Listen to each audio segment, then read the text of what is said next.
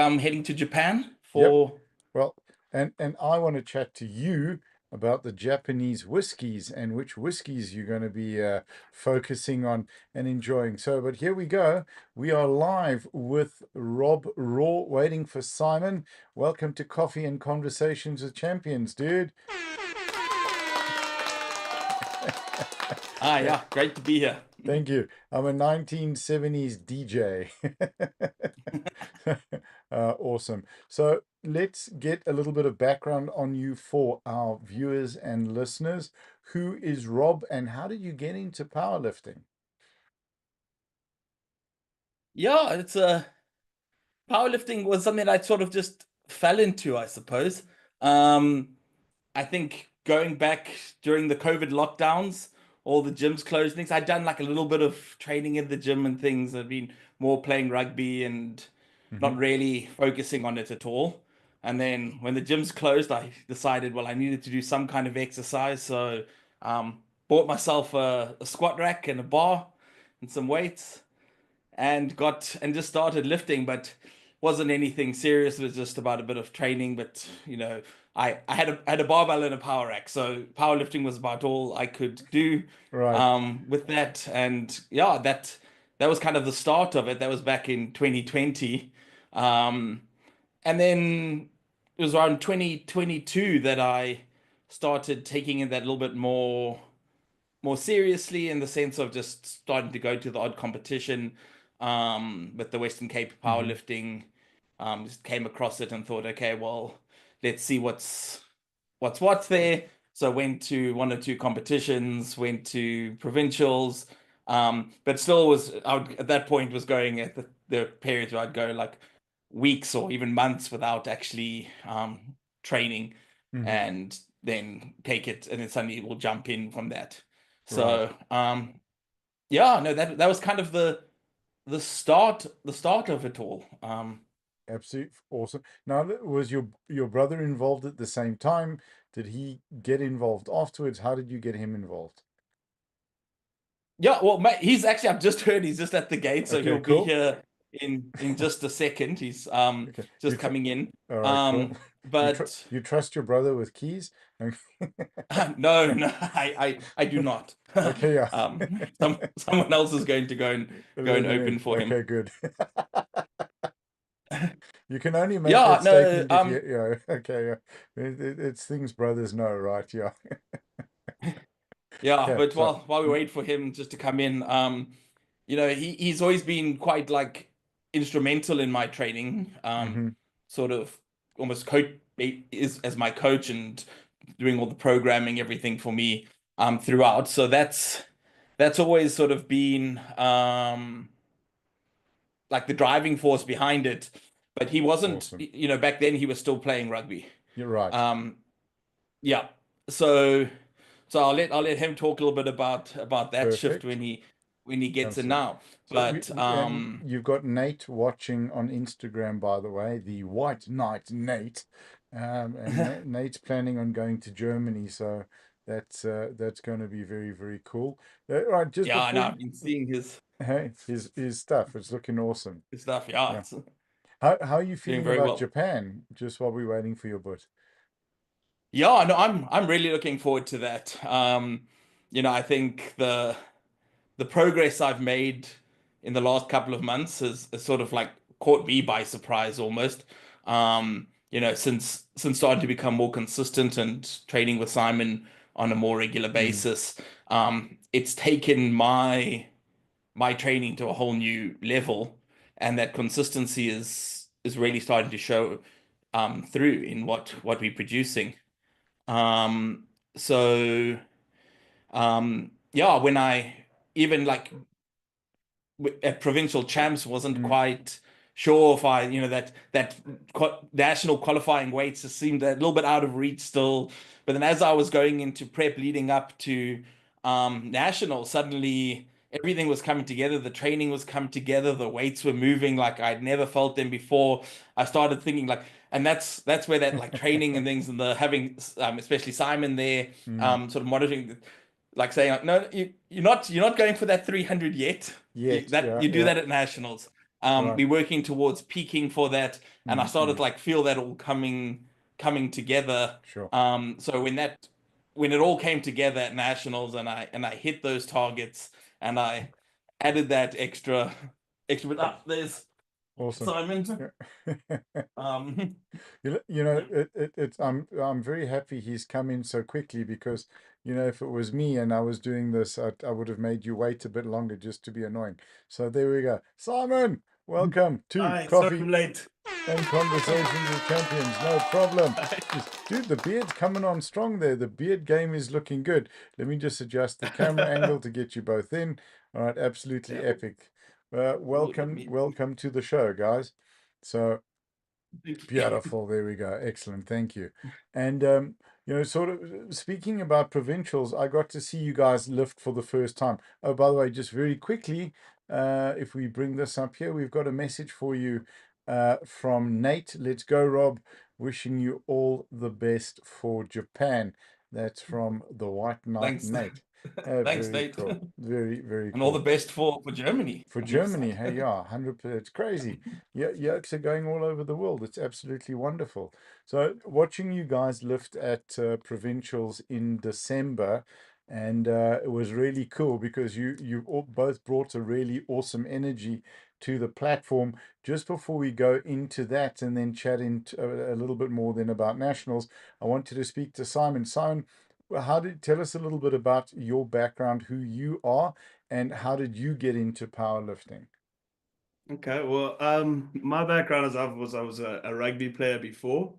I was playing for the Pumas professionally up until March last year. So then I was forced to retire because of Mm, an injury. sure. So, playing prop, I've always been into the strength training and kept that up. So I had a good base from there. So yeah, when I couldn't play rugby anymore, I transitioned that strength that was already there into powerlifting. Absolutely awesome. And it a very, very healthy transition. What I wanted to touch on, and I'll open it up to Simon and to Rob as well. We've seen a lot of young rugby players. One of our guys, Sibusiso Spoo. He's quite famous on the live streams for me shouting Spoo, Spoo. And we wanted to get him a t-shirt to say I'm Spoo. But he was a really good rugby player for Queen's High School. And unfortunately, medically something happened and he had to stop playing rugby. And he had the dreams and the goals and the path laid out that he could have been, you know, moving in the direction that every young rugby player wants to go. Injuries happen, life happens. How valuable has powerlifting been for you in filling that need to compete? Because you don't get to high level in any sport without that need and that drive to compete.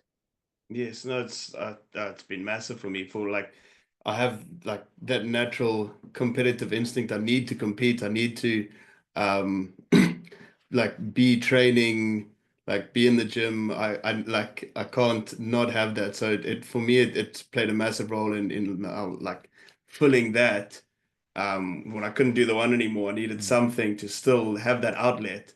Like especially you go to a competition, like being at nationals, you have that close competition with someone else. Like we were fighting tight for first place. It was like right up until the end. So having that close competition to drive you, having a reason to push yourself is so important versus just going into the gym and training for the sake of it.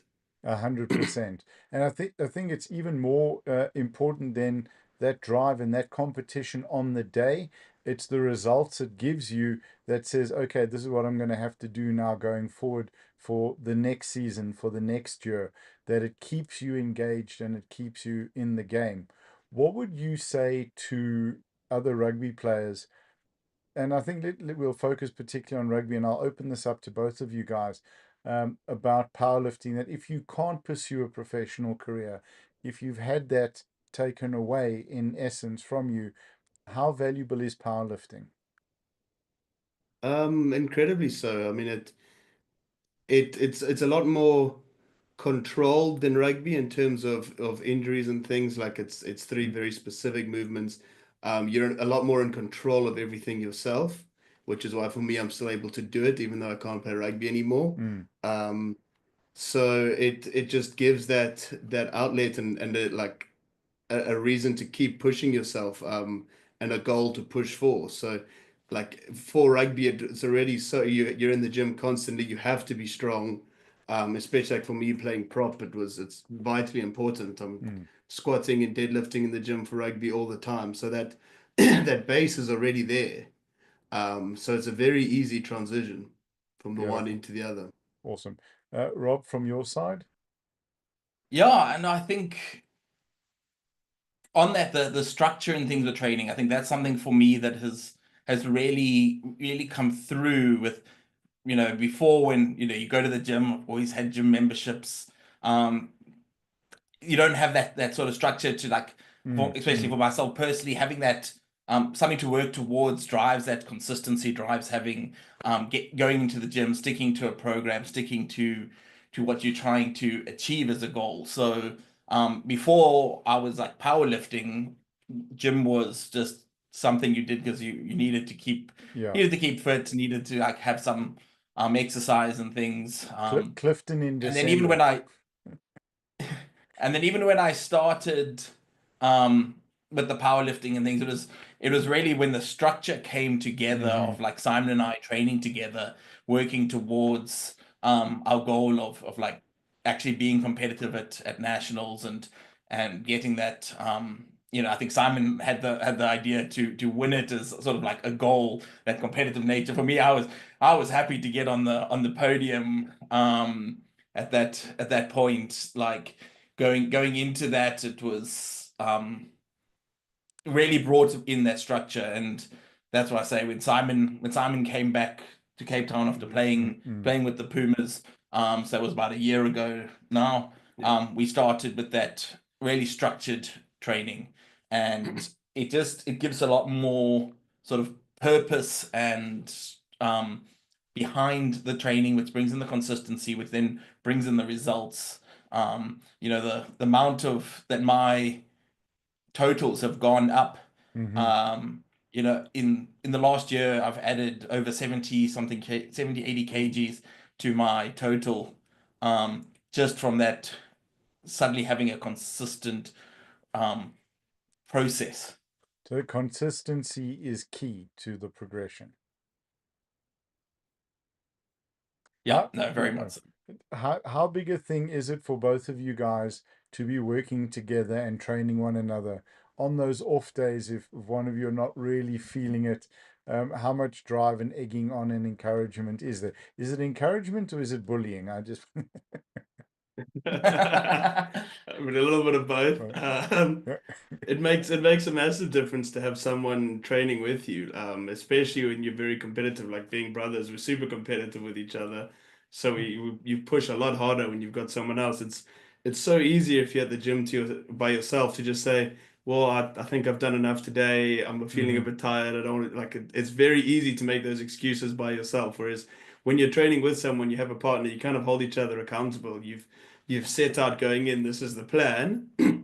And if one of you doesn't feel like it, well, we're doing it. That's what we've set out to do. We're going to do it. Yeah. And Absolutely. Simon's very much the one that's driving that consistency more than anything else. Especially in the gym, it's never been my strongest point. Just like in terms of self-motivation on this. So to have Simon there driving, and like we've got a little WhatsApp group with all the family on it. We often train Jeez. together. Our Okay. sister also actually trains with us. Um, and she's looking to get into competing potentially as well. Awesome. So we always kind of there, driving each other. That little group, like we've got training at this time. If you're like, oh, but I don't know, then it's got that push, Simon. Yeah. I mean, you don't get into the level of competitiveness that Simon's had as a sort of professional rugby player without that Mm, um that that drive. drive and commitment. So that's definitely where Simon's pushing things a lot. And you also learn that kind of consistency and like having to get the job done when you're in a professional setup like that. It's your job and you're there Mm, every day, mm. whether you feel like it or not. You have to be there 8 till 5, training multiple times a day. Like you don't have a choice in that setup, and it becomes habit almost. Hmm. You very much get used to that when you have that consistency and you just keep doing it whether you want to or not. And I think that stays with you quite a lot. And it helps you push through and just develop that foundation. And I think also, has it helped you develop good chirps and good chirping skill? Yeah, I mean, we have a lot of banter in the gym. Like as you say, it's a motivational Yep. bullying. It's a fine line. Yeah, I think the line is determined by how you take it. If you take it as Yes. motivation, it's motivation. If you take it as bullying, then there's another gym for you.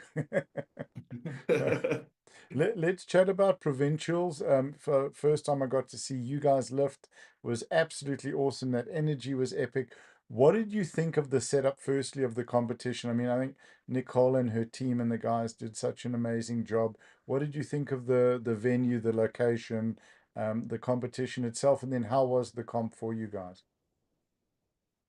Yeah, I think the setup was great. I think everything worked. I mean, there were some minor issues. I think in our being the last one of the day, there was only one flight, which Yeah. meant the turnaround times were very fast, and we didn't actually manage to get through a full bench press warm up. For example, Mm. when we got off squats, we thought, okay, let's go find some food, and it's like, oh, we Bar lifting again in loaded. 15 Yeah. minutes and still have to warm up for bench. That's part of But that's competing. That's what that's a you've got to be ready to adapt when Yeah. you're at competition. It's not the same as your gym session where you can time out everything yeah. perfectly. Yep. And I think that 100%. really is what defines and why, people talk about you know, records and things. You can't set records in the gym. You can't because it has to be under competition conditions because Yeah. you never know what to expect. You've got to be adaptable. You've got to kind of go with the flow of what comes your way. So we that was I think it all together it all ran extremely smoothly and it was Yeah. great venue.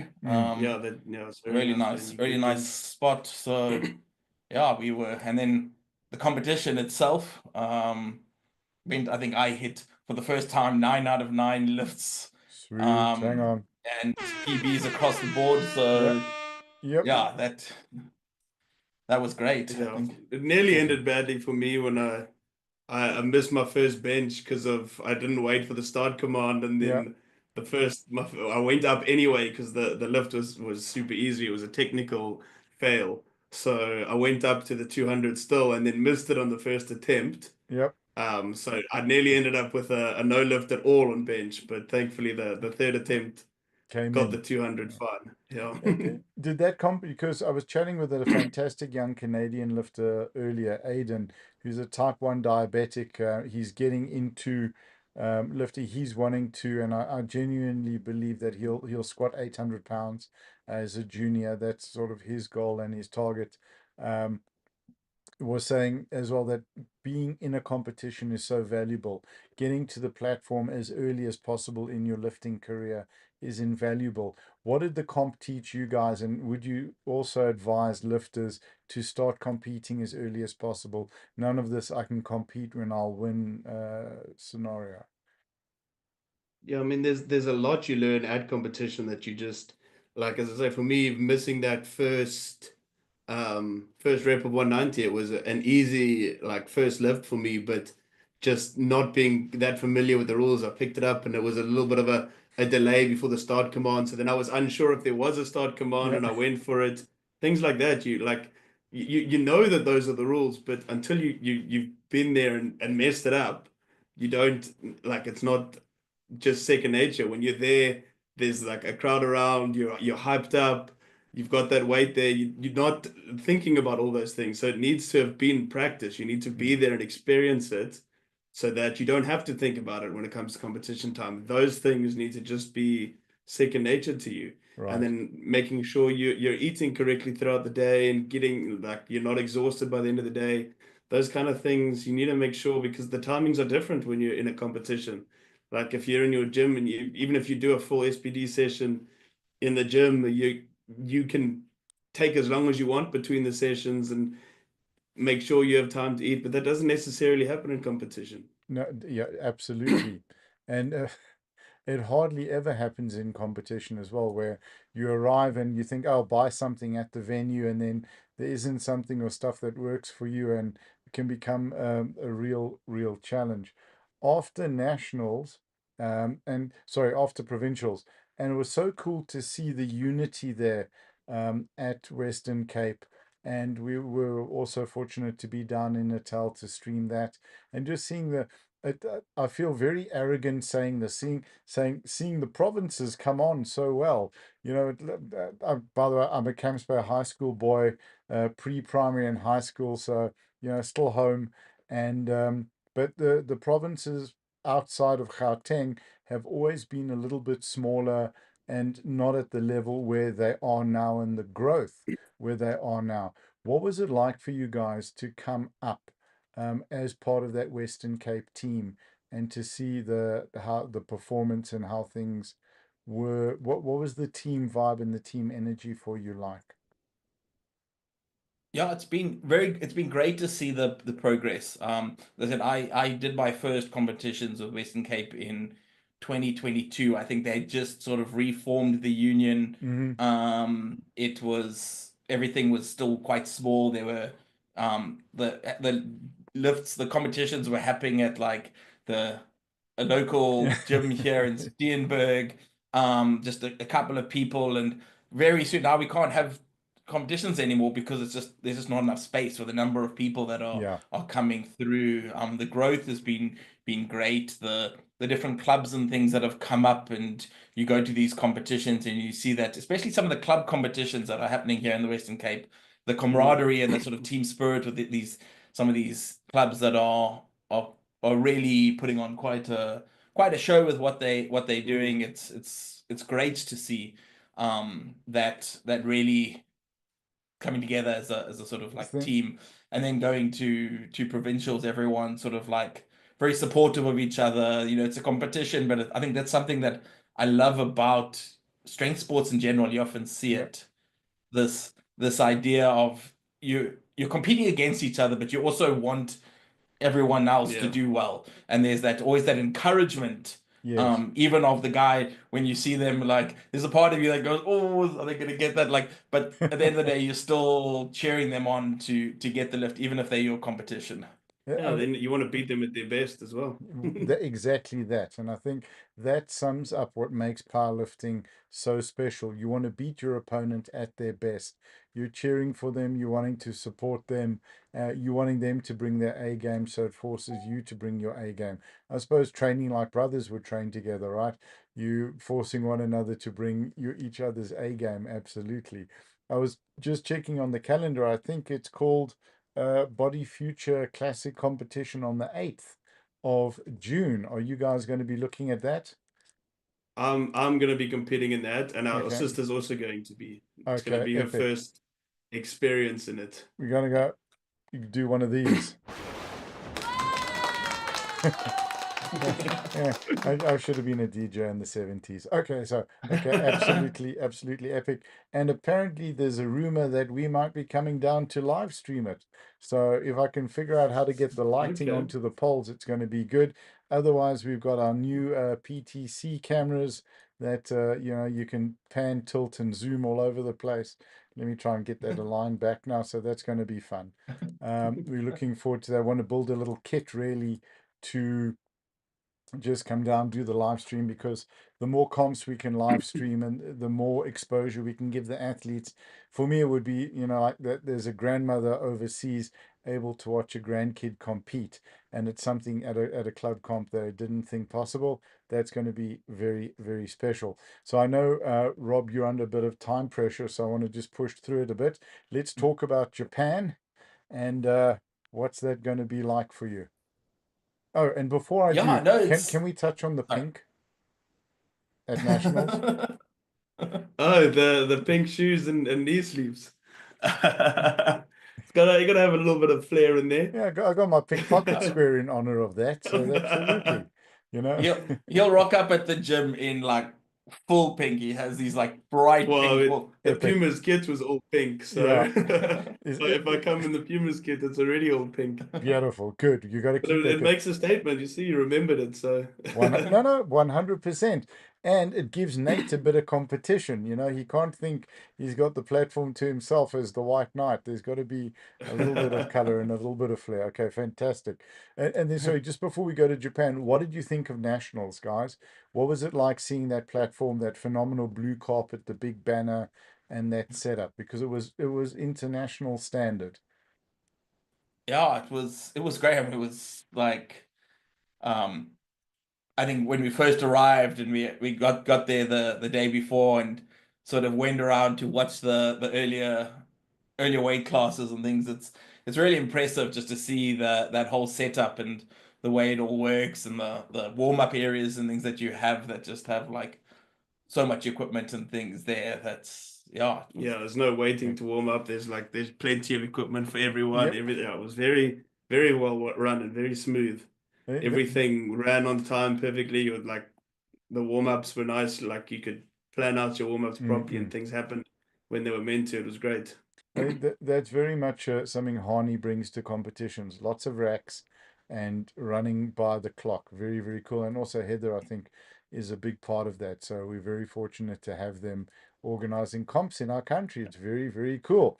But now, speaking of comps in our country, back to Japan. Tell us a little bit. What are you expecting? And then want to chat about the whiskey as well.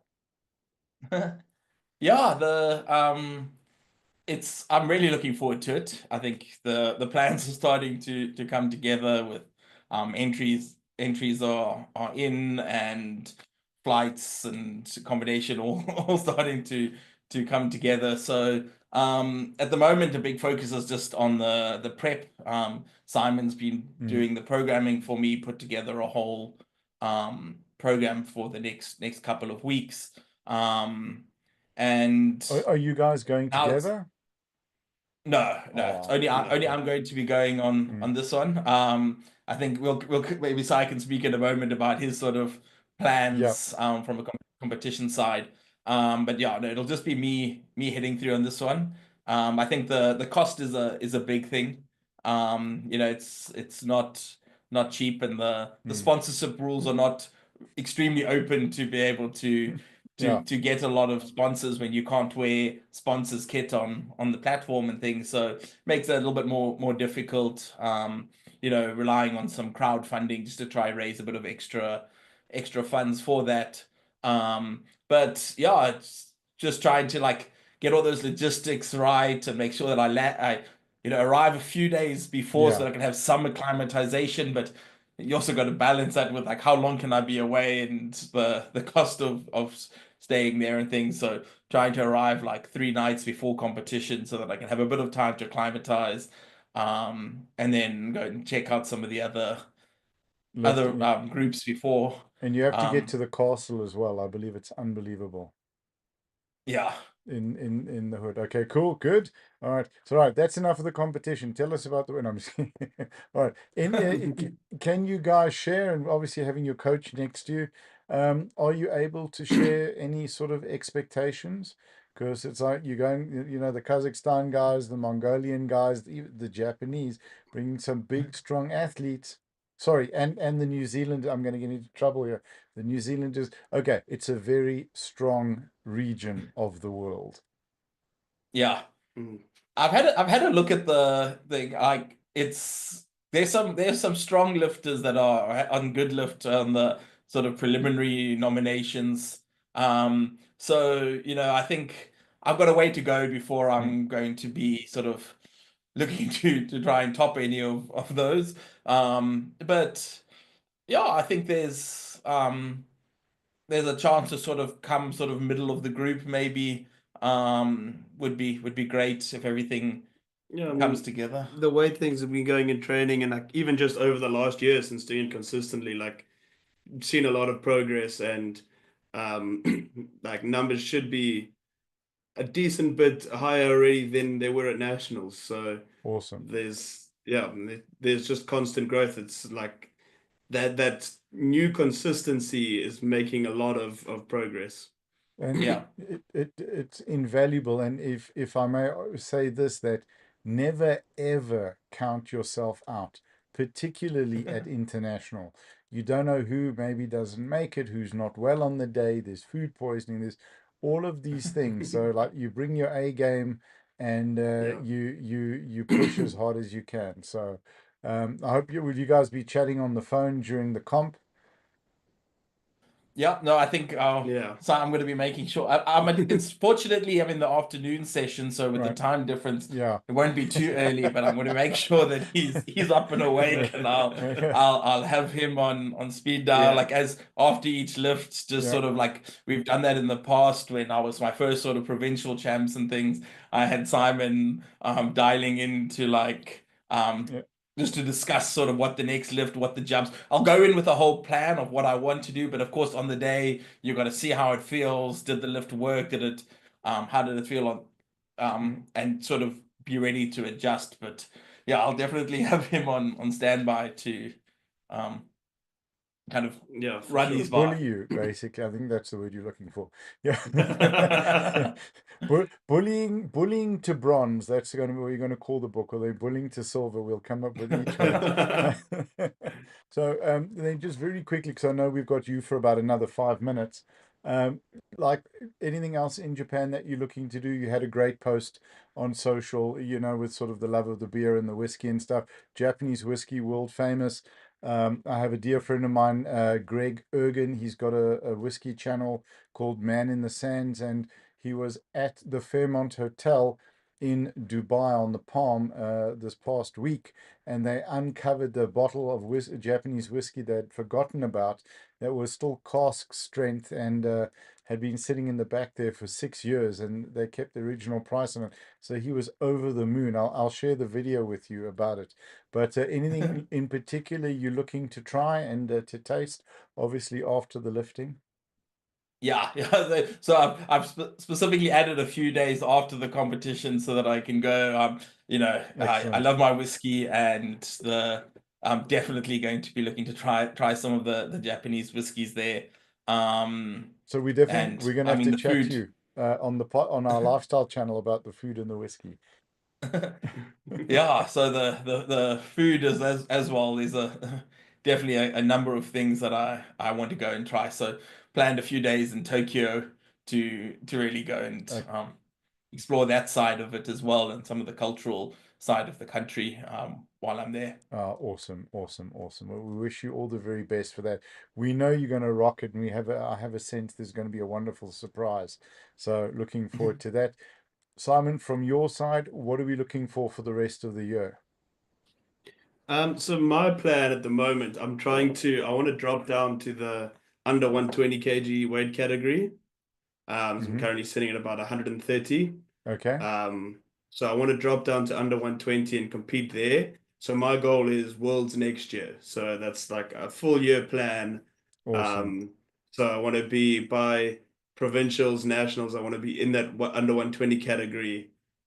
and ready Make to sure I bring it. win it again Yeah, in that category next year. And then go to Worlds with having a full year of prep, like planning specifically just for that, so I can go and compete in that category sure. Well, and hopefully yeah, be very competitive there. that's something that we I think are looking forward to. Sorry, Rob. I think one thing that we've realized for both of us in the sitting in that sort of like 130 kg range.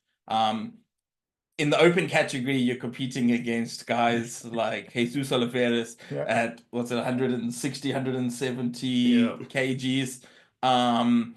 So suddenly our 130, 135 looks lightweight in considerably comparison. lean. And Yeah, yeah, Mhm. not wanting to bulk up to that extent, yeah. just from a lifestyle perspective, not sort of either of Mm. our goals. Dropping to the 120 weight class. So after Japan, I'm probably also going to be starting to cut a bit and looking to also drop the weight class so that can rather be sitting at the top weight of a weight class where Yeah, we at least that is a level becomes the level playing field, and then it just becomes about your trading technique, consistency, and the strength at the end of the day. that it comes Yeah. 100%. Rodney Anthony said that you should always be as heavy walking around as you can be and be as light as you can be on the day. You know, those are sort of the goals. I think it's pretty good advice. So just to push a little bit quickly, we always have 4 questions we like to ask our guests. So we'll go 1-1. The first 2 are a bit of fun, and the third one's a little bit more serious. Fourth one's a bit of fun. So let's start with you, Rob. What do you love about powerlifting? Oh, just the I think that feeling of when you hit a lift, like I think especially like squats, deadlifts are my favorite. I can't decide between them, but when you're lifting weights that you never thought you would be able to do, and there's always there's that feeling when you, especially we train in a commercial gym, and when you sit there and you deadlift like 300, and you get the heads turning, Yep. and when Simon goes and is bench pressing 200 in a commercial gym, and the teenagers who are there, like just the eyes opening and like looking around, like it's sort of like drives one a bit. I think that's all. Yeah, Strength is fun. It's a lot of fun, right? yeah. Yeah. No, it is. All right. Simon, from your side, what do you love about powerlifting? I've always been in love with like strength sports in general, and just the idea of being as strong as I possibly can, like pushing to my limits, and just like the feeling you get when you hit one of those lifts, like at nationals. All 3 of my lifts were like personal best. They were the heaviest. Like being in that competition environment, like I pushed past any of my expectations going in, and that feeling on that last deadlift when you get it, it's just incredible. Like Sure. that that you look up and you see those 3 white lights and you've got it, and it was like it was a good 10 kgs heavier than I had planned to go in at for my final lift. So it's just like I've just like being in the gym, even when I was playing rugby, for me, being in the gym was the part I enjoyed the most. Okay. Like Sure. lifting, the strength training, just being as strong as possible, and just that whole side of it. Like I'm always trying to research different training techniques and the science behind it, and just learning as much as I can about how the body works, and just trying to see how far you can push the limits of what your body can do. Sure. That's absolutely fun. Love it. Absolutely love it. So then, Rob, back to you. It's fun. It's a fun question. It doesn't have to be anything serious. What drives you mad about powerlifting? What do you hate about powerlifting? Get in trouble for that one. Um, yeah, I think the equipment rules.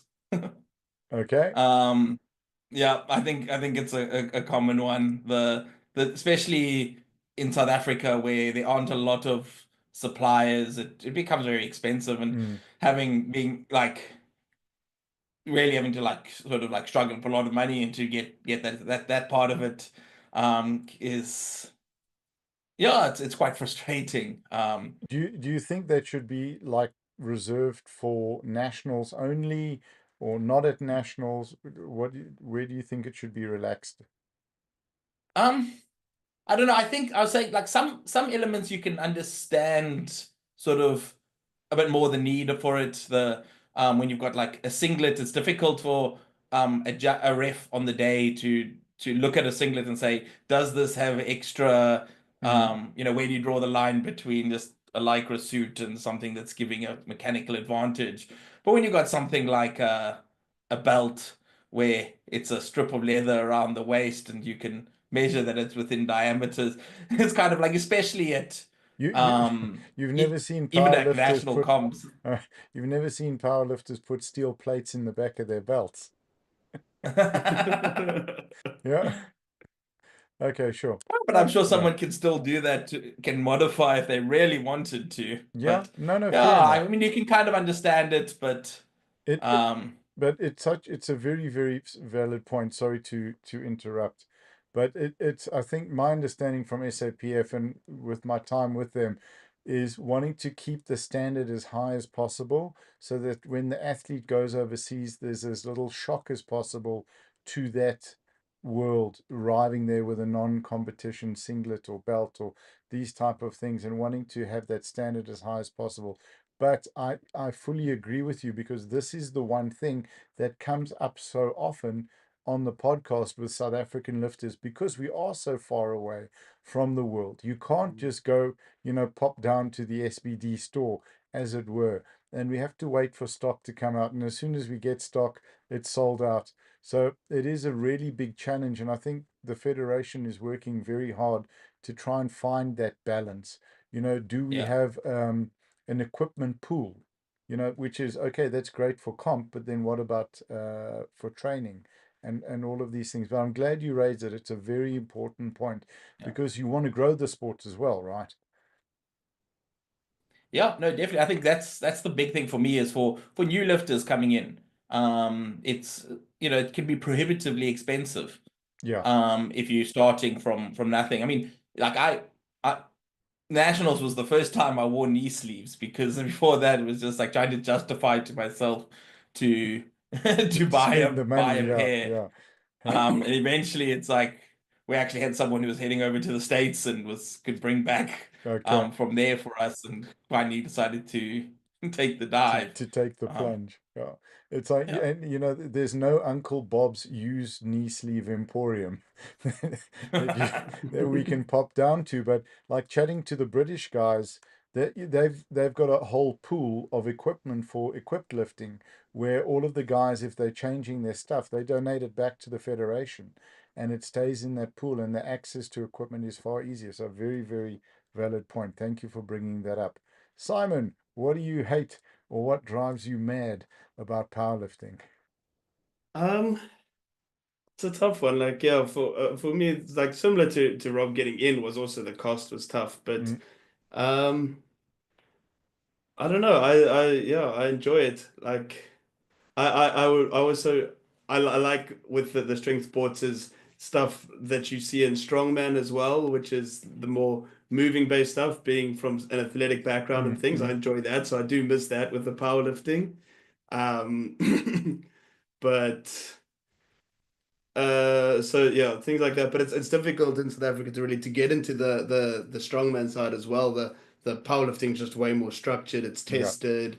Like it's a way more like properly run sport and things. So that's like a big reason why I chose powerlifting. But I do sometimes miss the more athletic, moving, that kind of stuff. And So, it's yeah. difficult to even do that on the side when Mm, you're sticking with when you're training 4 to 5 times a week on yeah. a structured program towards a competition.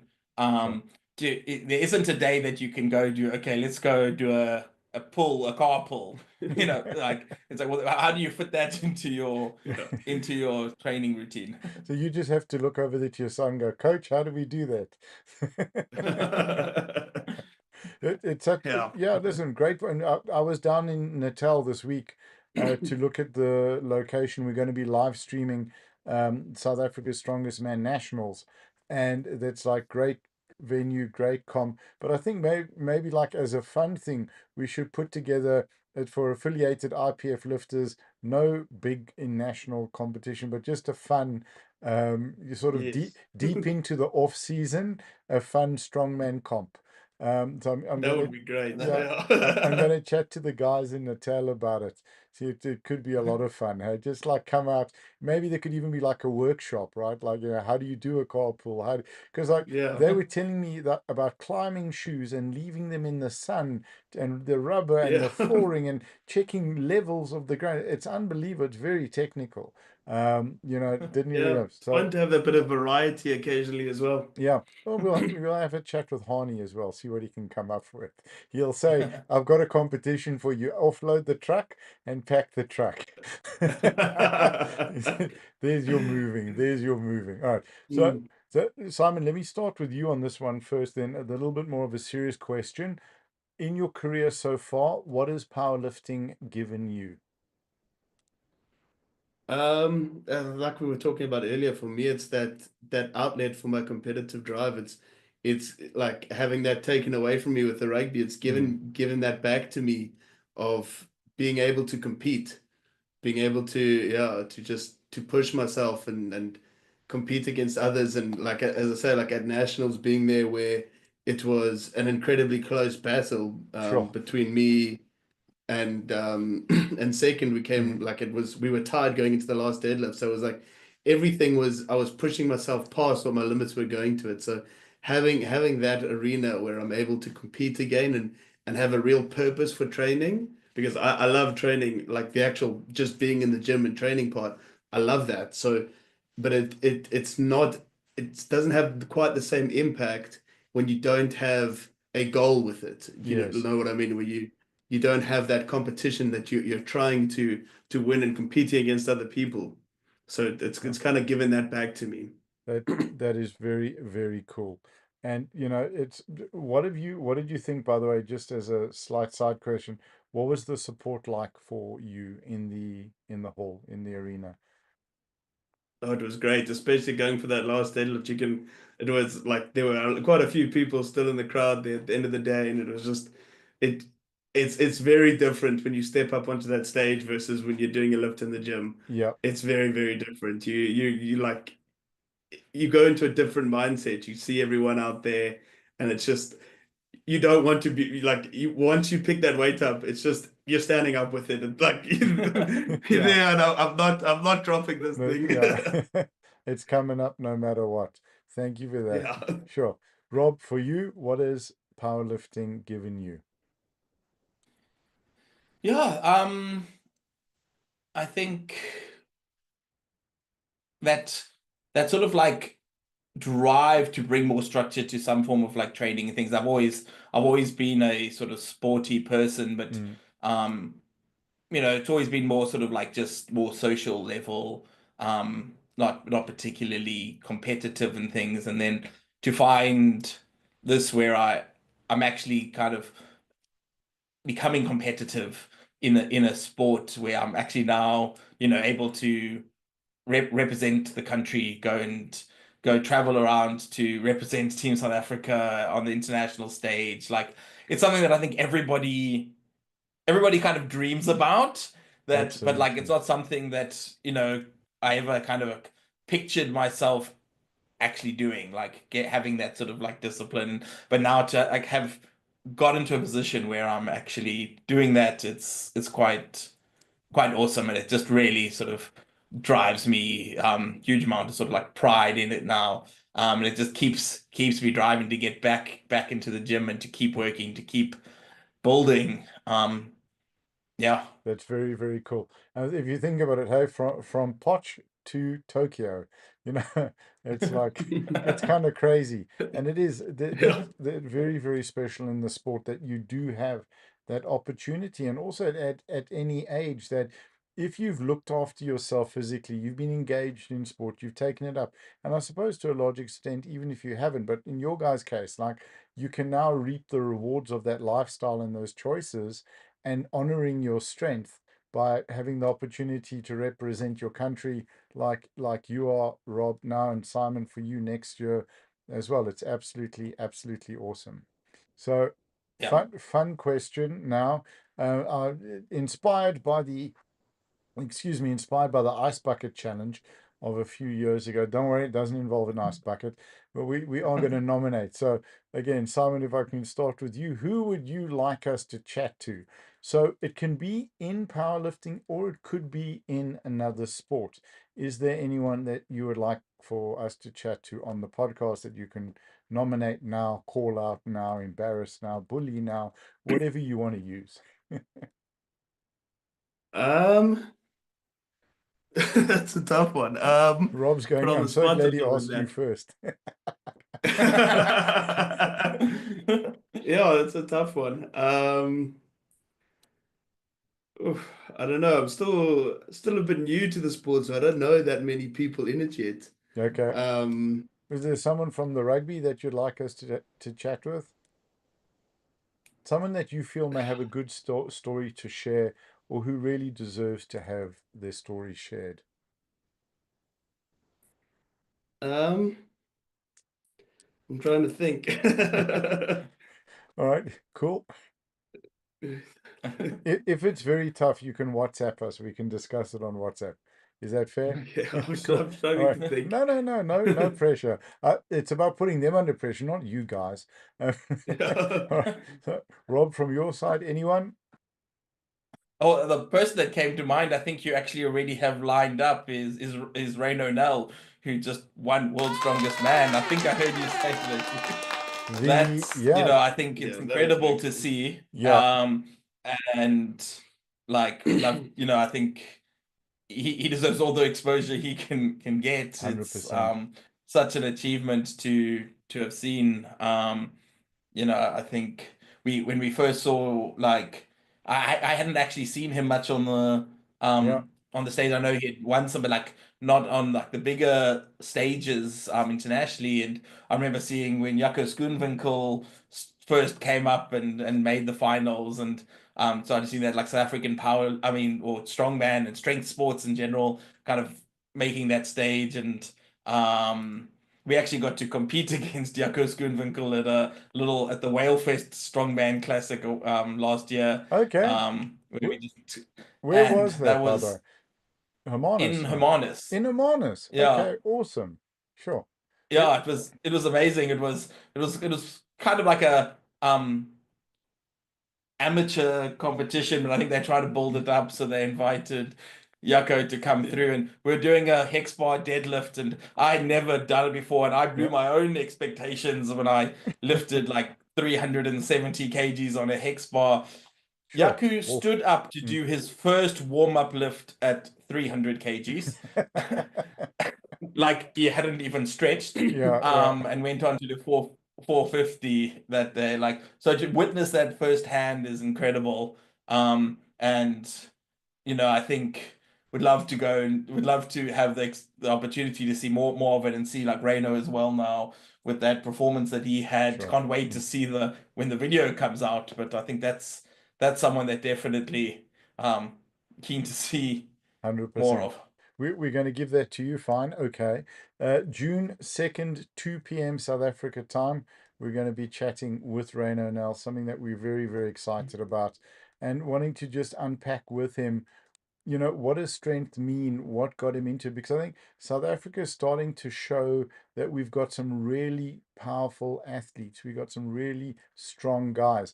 And I think it's interesting with your experience with rugby, where a lot of that strength, those strength athletes are head into the rugby path.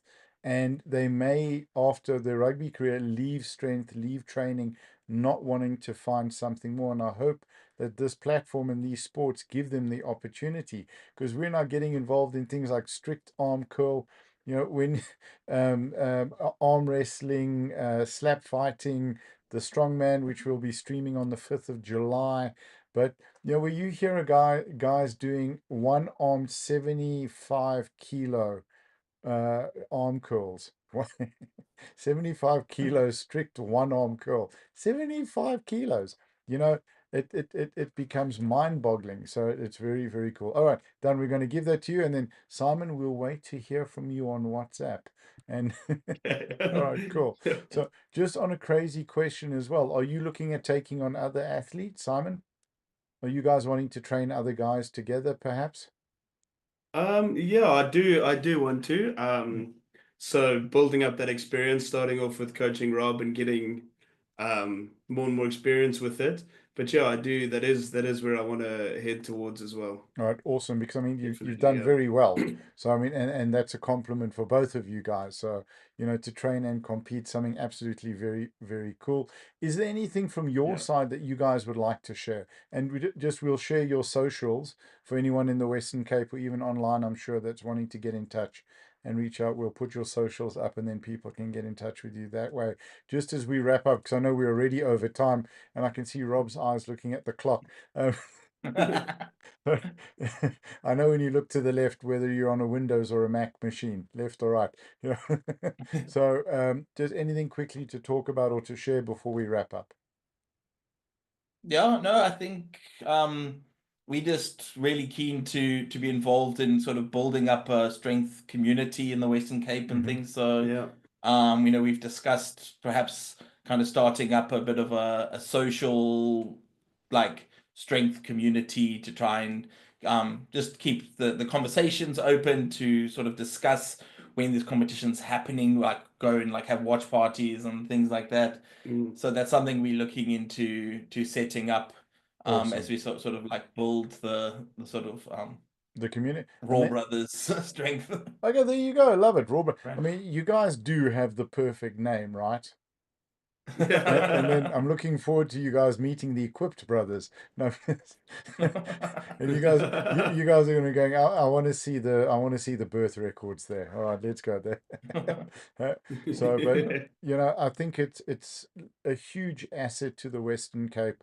I think it's something very needed in the Western Cape, because having come from the Western Cape is way too focused on cardio sports, kite surfing, mountain biking, running, trail running, surfing. Forget about it. Get in the gym and lift something heavy. Use the rust on the bar. It's going to work your grip better than chalk. It's a wonderful thing. So we wish you guys all the success in the world with adding to the wonderful community that's down in the Western Cape. Hopefully Nicole and the team very soon will be able to get that changed to Western Province. And that's going to be absolutely epic. I hope I'm not going to get into trouble for that again. But also, World Masters is going to be in Cape Town towards the end of this year. So I'm sure you guys will be coming out to watch a couple of the days. It's going to be for sure. absolutely awesome. But really, Yeah. all the best for Japan, all the best for the training, all the best for Worlds for next year.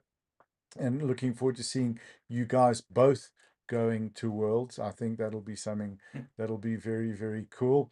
And just from my side, the energy that you brought to the competition, to the venue, to the platform was amazing. You guys are true gentlemen. You're fantastic athletes, and you're both a wonderful asset to the sport and to sporting, to powerlifting and to sport in general in South Africa. So thank you guys. Really appreciate it. Thank you very Thanks. much. All right, cool. I'm going to end the live stream, and then I'll chat to you guys quickly off air if you've got like 30 seconds. Cool. Awesome. Yep. All right, cool. Ladies and gentlemen, thank you for joining us. We'll be back on Sunday with the legendary Marlon Daniel. So join us at 2 p.m. South Africa time then. To the Raw Brothers, thank you again, gentlemen, and we'll chat to you off air. Thanks. Cheers. Bye-bye. Cheers.